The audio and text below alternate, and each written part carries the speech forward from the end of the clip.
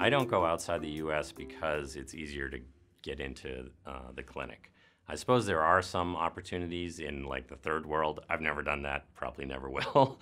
But within tier one countries where you're establishing data that is useful and reviewable, it's actually the ethics process and also the national regulatory process is actually quite similar to the FDA.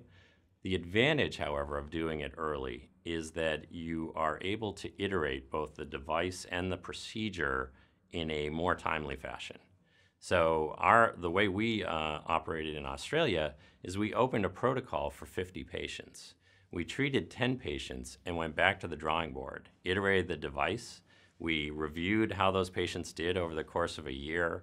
We looked at patient selection, which ones were good, which ones didn't respond as well. What could we learn from that? And we built a new device, tested it exactly as we had tested the first device, showed to the regulatory body that same needs, same testing, same results, and they said, great, continue your protocol.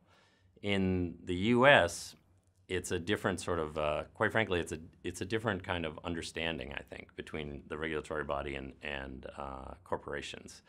I hate to say it, but I think that the basis is there's less trust in the corporation.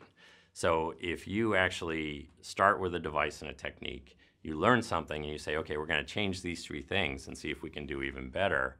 And a European or Australian, the Australian TGA, for instance, they just want to see that you are on the same ethical grounds you were before. You've tested it, it's safe, it's not going to break, it's going to do what you're hoping it will do, and now you can go on to the next level. That's what they're looking for. The FDA is looking for that, but they're also sort of looking for the smoking gun because there's a general mistrust of, they're more policing, I guess, and they feel like, well, wait a minute, if you're changing something, there's a reason, and we really want to dig and find out, well, what is it you're not telling us that could be the real reason why you're shifting? You know, did something bad happen that you're not really highlighting or what have you?